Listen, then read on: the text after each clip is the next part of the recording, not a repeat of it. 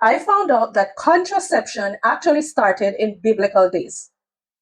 After Cain unalived his brother, Adam and Eve had a son called Seth. Seth had a son called Enosh, who had a son called Kenan. Kenan had a son called Mahalalel, who had a son called Jared. Now, Jared had a son called Enoch, who had a son called Methuselah, who had a son called Lamech, who had a son called Noah. Say amen. It was in the days of Seth and Enosh that the sons of men first began to rebel against their creator. They went and made their own gods, made of brass, wood, stone, all type of stuff.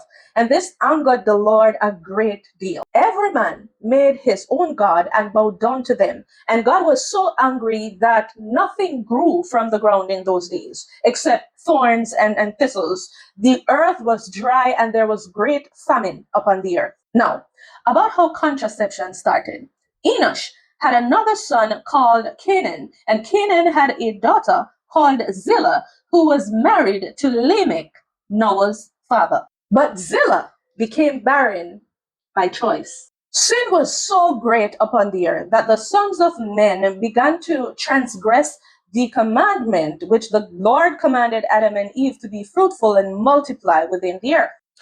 The sons of men caused their wives to drink a draught, a little potion, that would render them barren, in order that they might keep their physique and that their beautiful appearance would not fade. Zilashi, she drank it. And see, you have to be very careful about the decisions that you make in life, because later on, God reopened Zillah's womb and caused her to bear a son, to teach her a lesson. You can't shut anything that the Lord wants open. When Zillah was old, she conceived and bore a son called Tubal-Cain, and she loved him very much because she conceived and bore him at a stricken age. But a few years later, Tubal-Cain was accidentally, but maybe purposefully, unalived by his own father. You can read more about this in the book of Jasher, chapter 2. In essence, Zillah made a decision to not bear children so she could keep her body snatched, And the Lord said, not so. So he reopened her womb, caused her to conceive and bear a son. Then she fell in love with that son, and the Lord said, not so.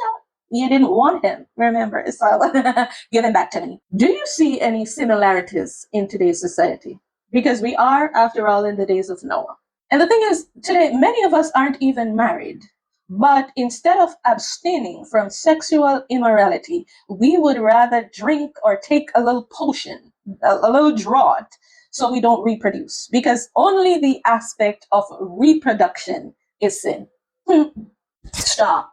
Okay? They actually say that fewer babies are now being born, so governing bodies are now encouraging the population to reproduce. Mind you, these are the same governing bodies that implement contraceptives so that you don't reproduce, but they're now telling you that we need babies and you should go have a baby. And I don't get it, Nonetheless, there is a bigger and more important message here because we are talking about the gospel of the kingdom. Satan's intent was to corrupt the human bloodline because he knew ever since he deceived Eve that God had a plan to use the womb of a woman for divine purposes. You see, he didn't want women to carry children, lest God would use the opportunity to cause her to conceive and bear him a son.